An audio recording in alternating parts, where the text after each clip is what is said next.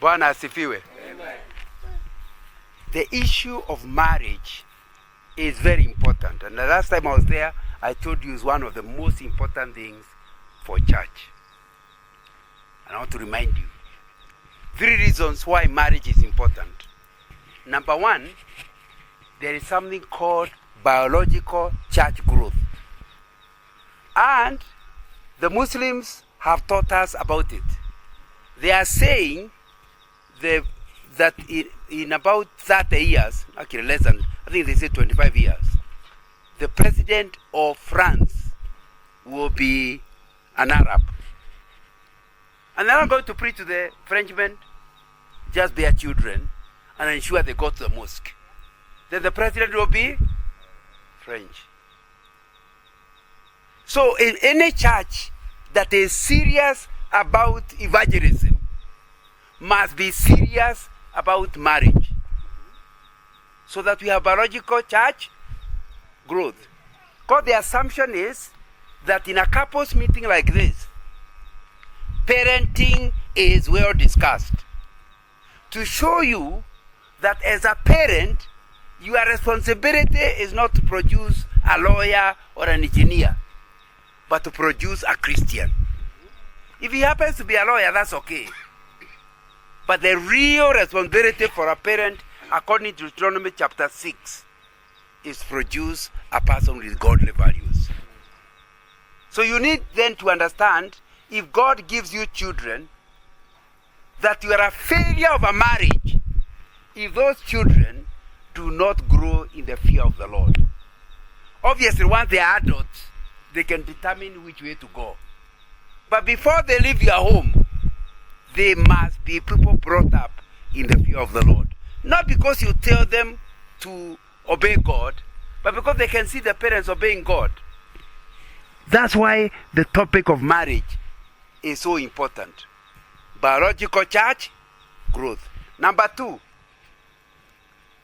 that anybody with a bad marriage is unlikely to be good in ministry. You may be a pastor, but if there is trouble in your marriage, it will soon show in your ministry. Am I right? So you need to understand that it matters. You know, when I retired, my wife says he married an old man because he's still working. But me, I retired 16 years ago. Because in our time we were retiring at 55 and I'm over 70. You can calculate, isn't it? So when the party, I used to work for an old company. When they threw a fair party at Carnival, and people were talking, and we were with my wife, and I told them, it's a pity that Shell does not pay wives, because I only performed well in Shell because of the kind of wife I had. They did studies I used to work for Shell and BP, although I was earning one salary. And I still remember reading a magazine from BP that said a study had been done about stress among the executives. And they discovered the stress among the executives is actually not from the office, it's from the home. In fact, psychologists tell us the biggest stressor ever measured is divorce. If people are facing a stressor, nothing bigger than that. What does that tell you? That if you are having trouble in marriage, you will not be good in your business. You will not be good as a professional. Am I communicating? Yes. So when the church puts effort to help marriages, they are helping kujenga nchi. Because it means the people with stable marriages will be better professionals. But even more important, they will bring people to the kingdom of God.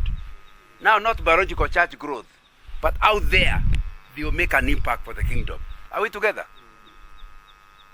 So we need to put emphasis on marriages if we care for our nation and if we care for the society we happen to be in. Thirdly and importantly, marriage is important because of personal joy. I started with the other 2.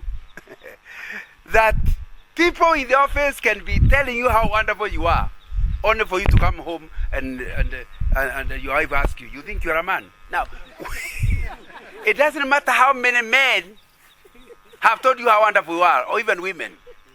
If you're a Christian man, you are finished. Am I right?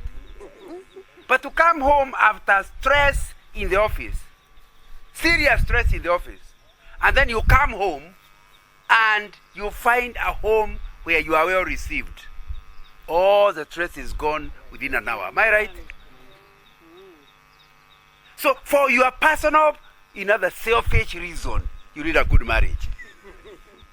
In other words, not for your wife's sake, for your own sake.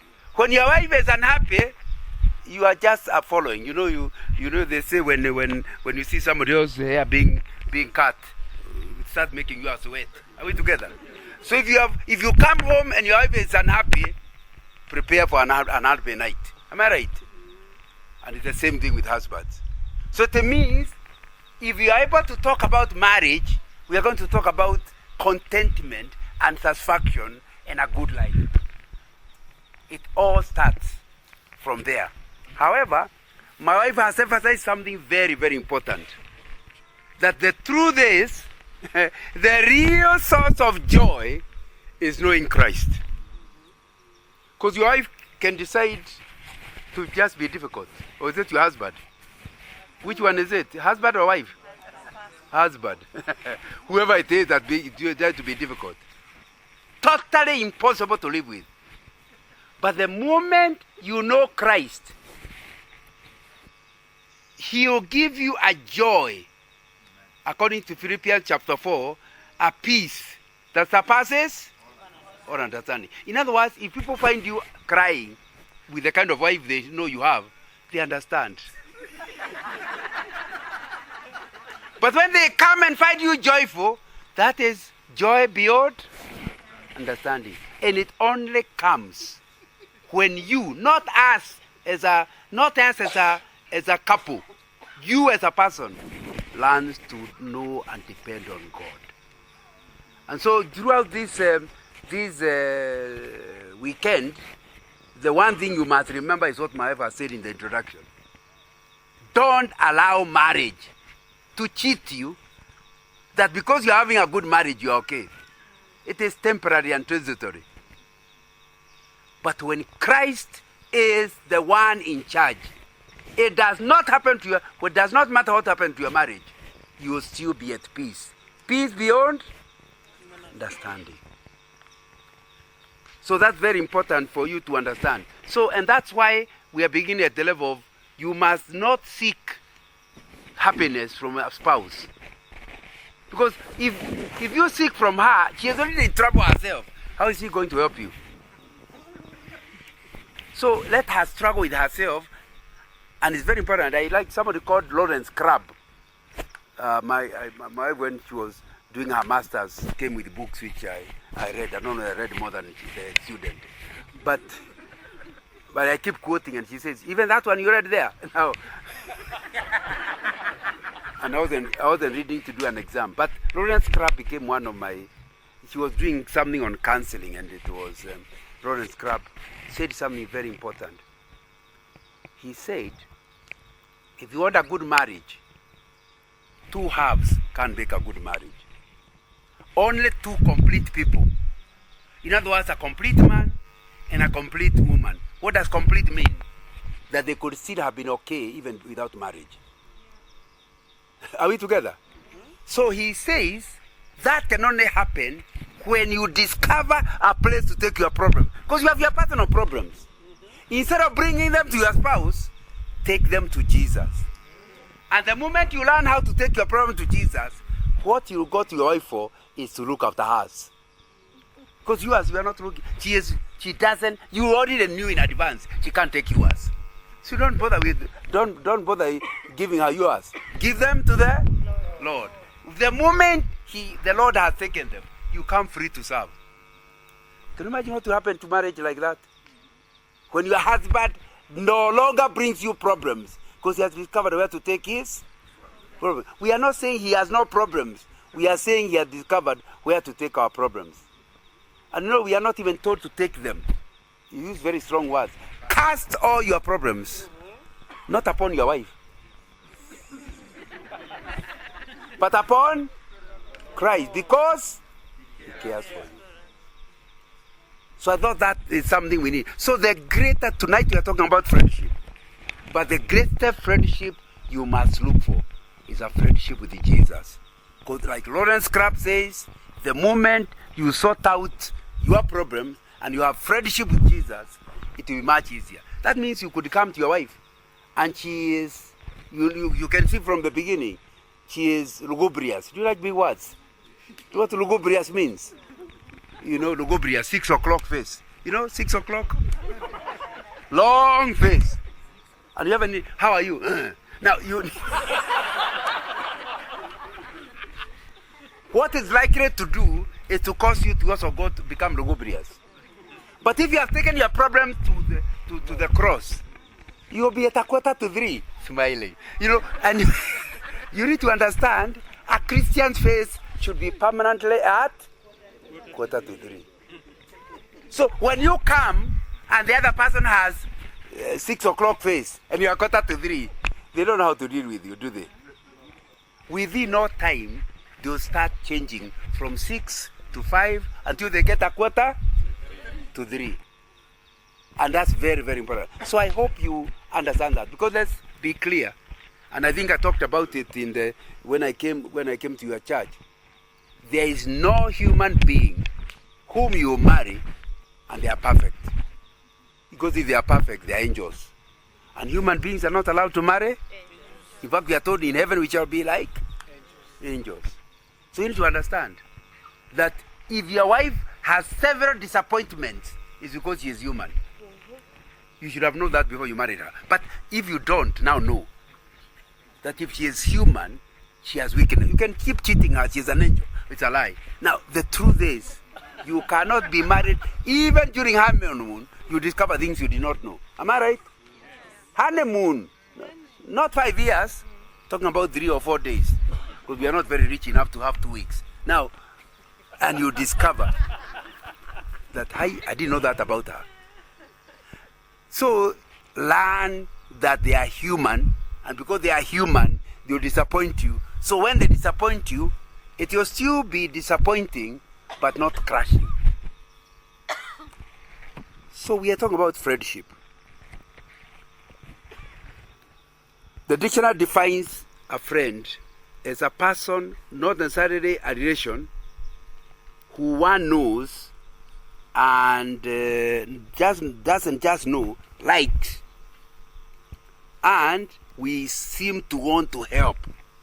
That's your friend. The person whose problem becomes your problem, not because he has asked you, but because you do not want to see them in problems. And so you become empathetic. That is your friend. I've written a book on friendship, and I try to give a checklist on who a friend is. I guess the person I left selling books to the church must have made the book available. So a friend is a person who you are kind to, and they tend to also be kind to you. And one thing that is certain, a friend is not your competitor. The moment somebody becomes a competitor, the word friendship is out. And unfortunately, many of marriages of people who are less than 50 years old, the big problem is that husband and wives are competing. Am I right? And you keep asking why marriages are breaking. Because those are not friends. You pretend to be friends, but friends never compete. In fact, when your friend wins a prize, you rejoice like you are the one who got it. Am I right? But many marriages are not like that. Your wife gets a promotion and says, atamea pembe. She's going to grow horns. So instead of rejoicing, you can't sleep at night. You hear your wife has just been appointed an ambassador to France, and you can't sleep at night. Why? When she is called Her Excellency, who will I be? Because that means she's not your friend. Because if she was your friend, you would be excited. I'm going to be assisted an ambassador. Hallelujah. My wife has become an ambassador. But many other people like that. I've heard of people where, when the husband decides to go to do MBA, The wife says, not before me. So both the husband and wife are doing masters at the same time, as if the world is coming to an end. Or as if it came to an end without a masters, there will be a problem. Heaven does not require masters. So the very fact that you and your wife are in school at the same time, you don't require any other proof there is a competition. Because if there is no competition, if it's a friend and they have a scholarship, you are happy for them, isn't it? And then you tell them, by the way, I also would like a master's, but finish you as fast. It's because somebody has to be looking after the children when they are studying at night. Am I right? When both of you go, what happens? I was told a story which I like repeating. My wife wants me, I could be giving the story to the person who gave her the story in the first place. Of where the brother decided to go for masters. The wife says, me too. So they decided to take their children to boarding school. Small children to boarding school. One day, during the holidays, the boy told them in the morning, I want a meeting with you two, but my sister must not attend the meeting. The whole day they rang each other. What is this young one? And she's only 9 years. What is he up to? So they came home early because they want to know. Sure enough, the sister tried. He said, no. This is a meeting between the three of us.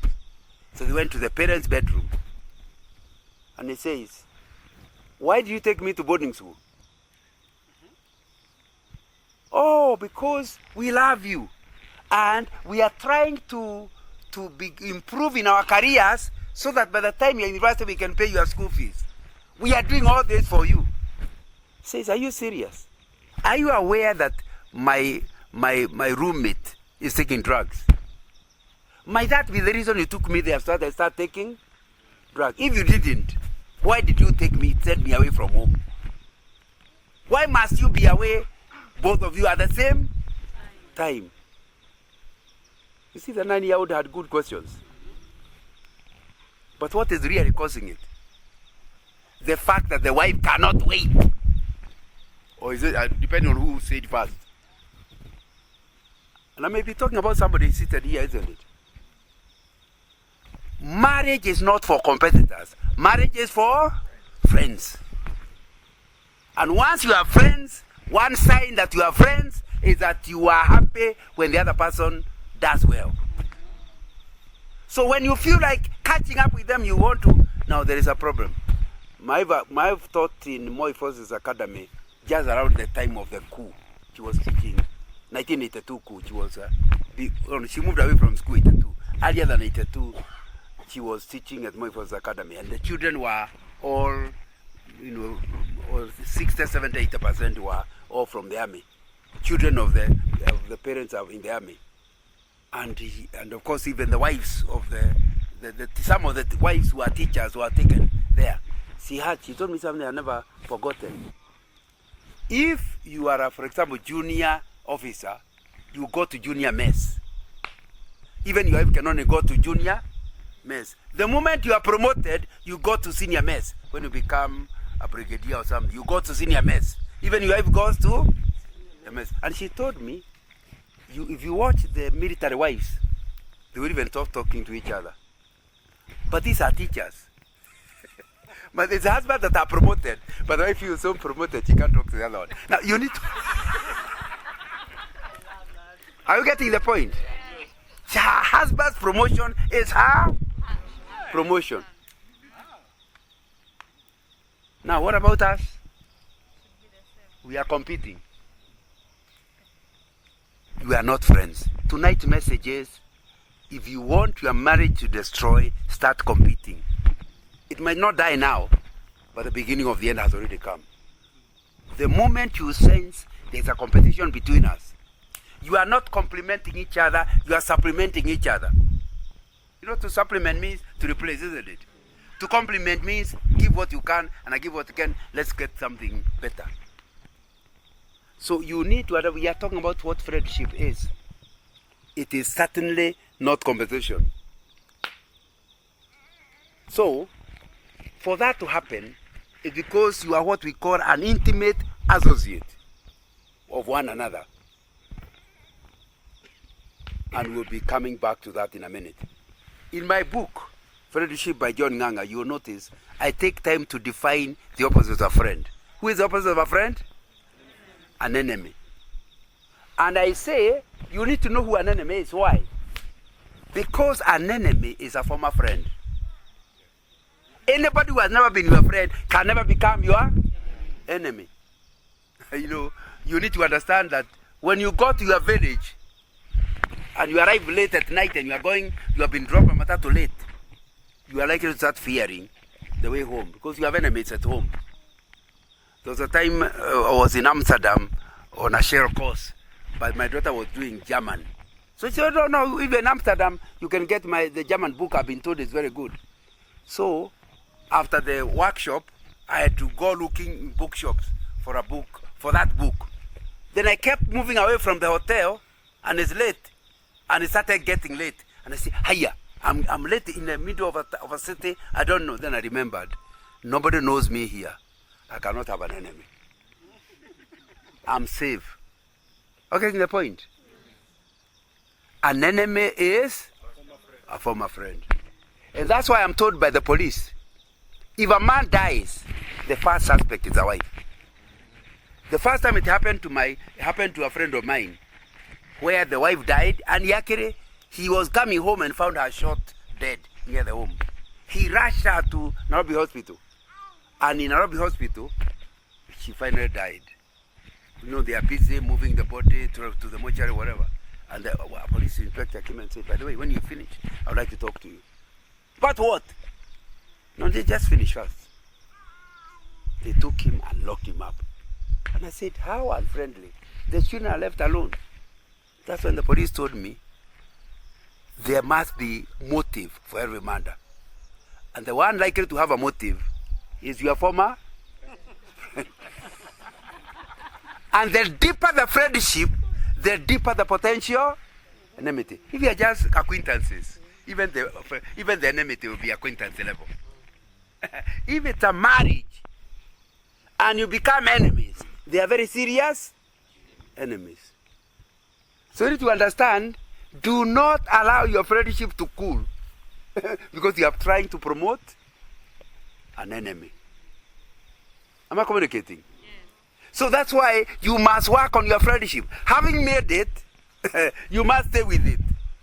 Otherwise, it doesn't just cool down. It creates enemies. The people who are likely to talk badly of you, your former wife hears you, people saying how well you are doing. What? He is an animal. Now, nobody asked her. Am I communicating? So it's important to understand that there is no marriage without friendship. It will not be a good marriage without friendship. And you cannot just allow friendship to happen. And I will come back to it in a minute. Let me read a few verses of scripture. Proverbs 27:6. Wounds from a friend can be trusted, but enemy multiplies kisses. Proverbs 27:17. As iron sharpens iron, so one man sharpens another. What is that saying? A friend can say something embarrassing about you, but you are likely to forgive him. People say love is blind. That's not the truth. Love is forgiving. You suspect for Ng'ang'a, who is my friend, to say that, it might be true. When an enemy says you, even when he's telling the truth, you don't believe him, isn't it? So that's why a friend can say something that embarrasses you, but they start forgiven until proved otherwise. Obviously, it's a very important thing in friendship. In other words, you accuse the person, when they finally come, you discover they really had no good excuse. Now get annoyed properly. Some of us get annoyed when it's not proper. If your wife is late, you start imagining, oh, she doesn't ignore me, she doesn't like me, whatever. If you know that, you'll be boiling. By the time she comes, you've already suffered for 2 hours. Then she only tells you, by the way, I met your mother and she was going to hospital. I decided to take her to hospital. How is it? My mother is feeling her. You have forgotten it, but you have suffered for 2 hours. Why not the other way around? Because she is a friend, assume she can never do it deliberately. Therefore, there must be a good reason. In fact, you start wondering, could something bad be happening? When she finally arrives, she tells you, by the way, I met my Form 2 classmate. We loved until I forgot.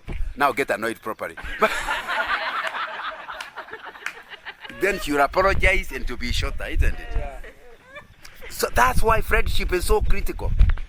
Because when you are friends, it does not mean you don't annoy each other. But it does not hurt the same way. Because love is blind means love is forgiving. And I think that will be important. So the wounds of an enemy. In other words, he has caused you a wound. But it's even better than the kisses of an enemy. And then when you have a good friend, your output goes higher. That's what Proverbs 27 is saying. As iron sharpens iron, so one man sharpens another. In other words, if you have friendship with your wife, and I talked about that in my introduction, you become better. He is a person who can be frank with you, who can tell you the truth about yourself.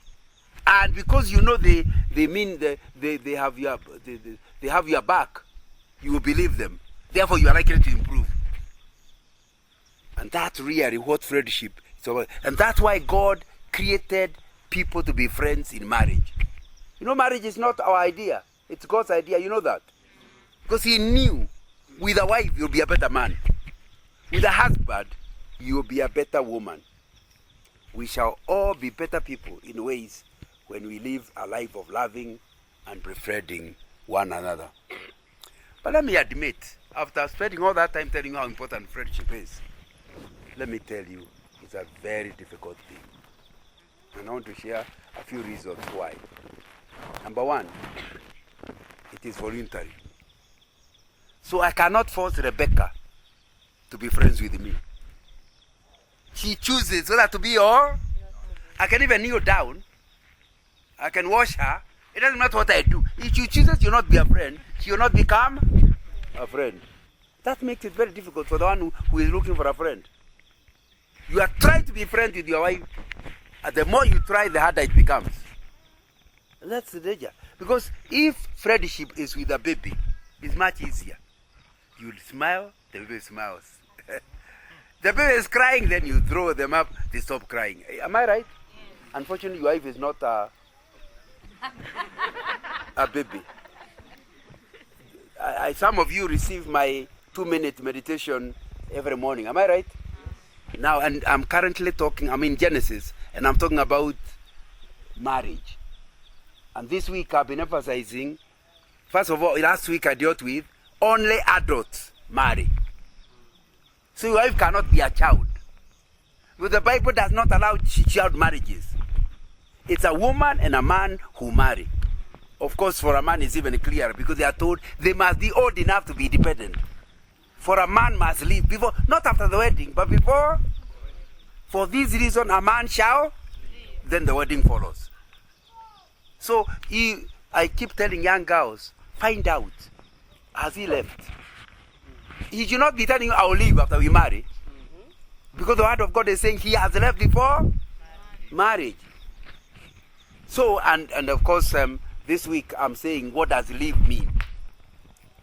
And I'm saying that, let me not go into the subject, but it's an important thing to understand. What I want to emphasize is that your wife is not a girl, it's a woman. Your husband is not a boy, he is a man. So because she is a woman, you can't put friendship like porridge for her to drink. It's hard to choose whether to be friends or not. And that's why you need to understand, my brother, friendship is a prayer item. There may even be prayer and fasting.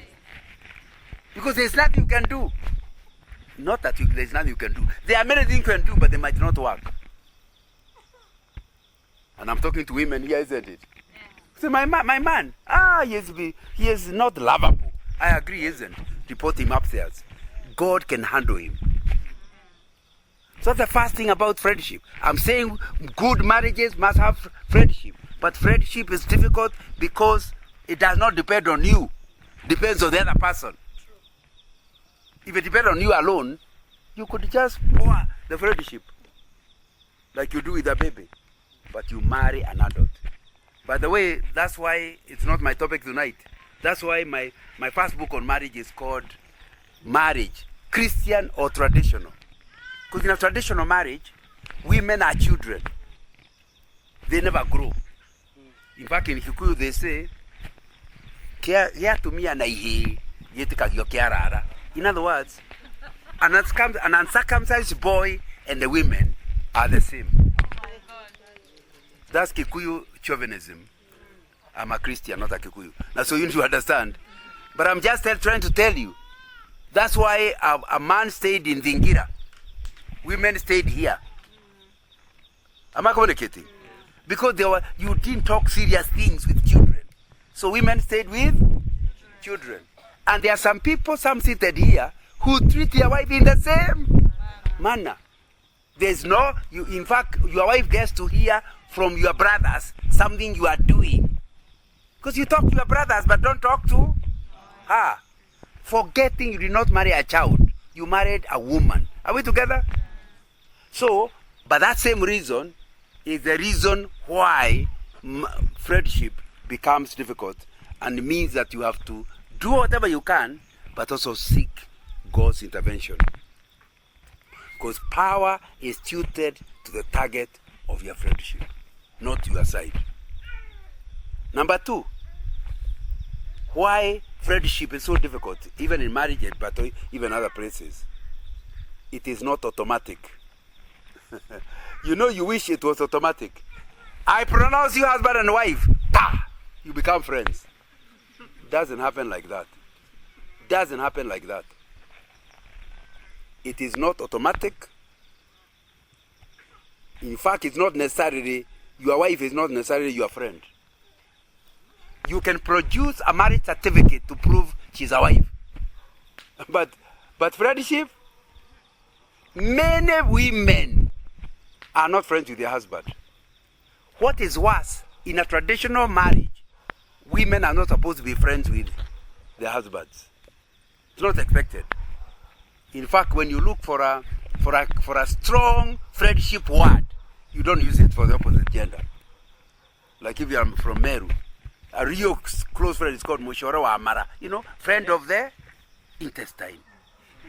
Ask the Mumeru, can you say that about another man? No. Another woman? No.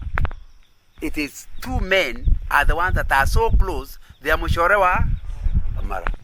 In Kikuyu, when you talk about Dogo, you know there's Murata and Dogo. Dogo is deep. You never have a woman and a man having Dogo. Dogo refers to another man. Am I communicating? And I've tried to, when we have been running marriage seminars, for that years. And one thing that is certain, we haven't found a tribe where you are expected to be friends with your wife. So when you have when you are not a Christian marriage, as soon as she was a friend before the wedding. After you have married her, she ceases to be a friend. Now she's a woman, not a friend. And that's why non-Christian men now go to look for dogos. Because they have lost a friend. In fact, they wish they never married them. Because as long as they were not married, they were friends. Now they are women. Am I communicating? Yeah. So you need to understand that tradition can cause challenges in marriage. But you need to understand that thing, that your wife is not necessarily your friend. The same thing with your son, although we are not discussing here. Your children are not necessarily your friend. Yet DNA can prove you are the real father. But to be friends is voluntary, we say number one, and it's not automatic. What then that means is that every time you hear of a friendship, it is sweat. You cannot be friends automatically. When you hear a married, they are friends, they have done a lot of work. The trouble with a lot of us seated here is we expected to hear my wife. Why you not my friend? What's wrong with you? There's nothing wrong with her. She's just herself. And she's not denying you. She says you are a husband. That you are the husband, yes. Friendship is my choice. And the way I've assessed you, you don't qualify. Now, So it means, my friends, you must work at friendship. Even the way she married you the first time, it was quite a lot of work, isn't it? You know, I a councilman, there's one I was counseling last week. It's last week. And he really showed me how he met the girl. You know, he just was in a place, and then the girl was so beautiful. He asked somebody with, did you notice that? Are women like that? So anyway, I will not go to the story. But people work hard to get friends. Unfortunately, they work hard until they marry, then they stop working. Because courtship is understood to be before marriage. Not understanding, courtship of marriage is light. Courtship before marriage is light. The real courtship that matters is courtship in marriage. And it's continuous. Before I married this girl, I used to take her for a mother's. It's a place when we were in the university. She came from Makerere, that's their university. You know, Nairobi was just a college. and then we met.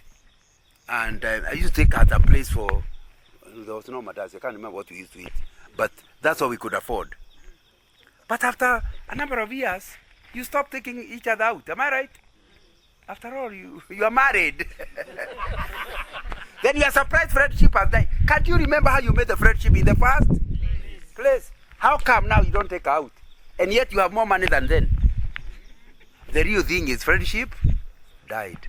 It is even buried. Now you need to understand. The same way you worked hard for her to be your friend before marriage, you must continue. Are we together? So I must take this guy out. And we will be 45 years married, not far from now. We already over 44 years married. Because it does not matter. And that's my next point. So it is not automatic. But the next point is, friendship is not permanent. After working so hard, you now become friends. You don't sit back. It's not permanent. You can be friends season 1, let's say the season before a baby comes. Then the baby comes, and like my wife is telling you, you look at that baby and you feel, this is me. The husband can wait. Now you need to understand. And all the friendship you have worked so hard is gone. Because your wife now has a proper attention to some small baby who is your competitor. Now you need to understand. You need to understand, only hard work can make her stop looking at the baby to look at you. Am I communicating? And of course, some women are foolish enough to just ignore. Then the guy gets used to being ignored. When the baby is now big, I'm coming back to who? You lost him.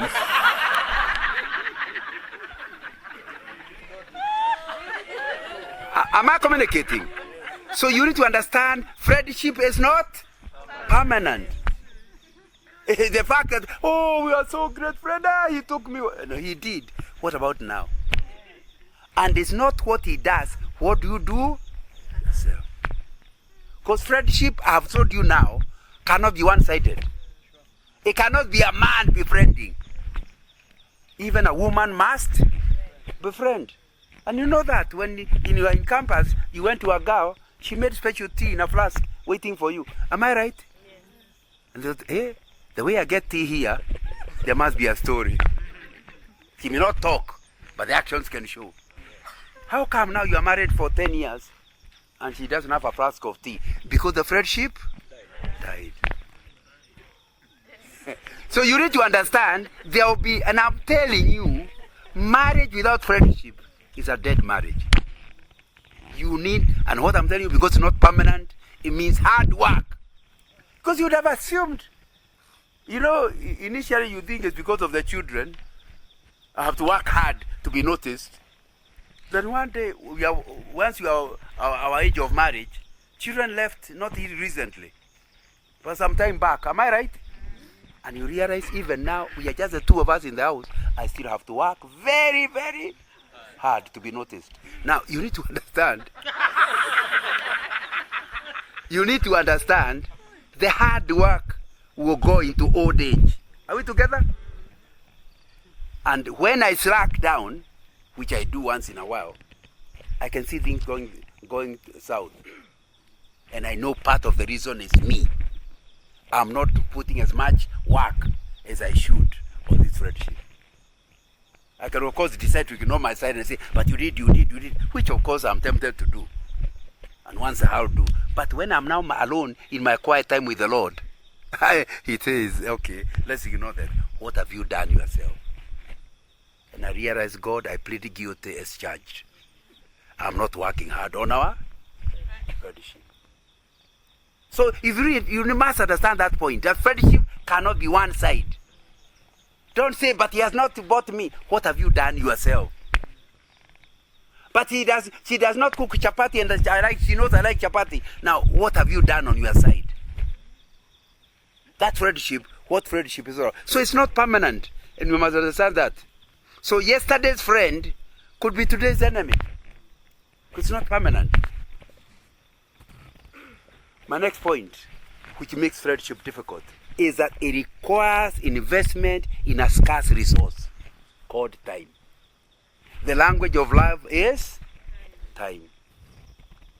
And the trouble is, women you hear can they are coming from work, they have a baby to deal with, they have this, they can never easily ignore you. Ignoring you means they have no time for you. Are we together? And the language you understand, she doesn't like me anymore. The trouble with the friendship is that the resource it needs is scarce. And the same thing with the men. You have not read the newspaper, so you arrive home and you cover yourself in the newspaper. How was the day? Good. Huh? Okay. Anything more? And she gets a message. The newspaper matters more than me. And you are not refusing because you know your job requires reading newspaper. So you even excuse yourself. You say, why is she disturbing me? Doesn't she know my tenders will come from here? My friend, I think it will be very, very critical. Very, very critical. Who is speaking?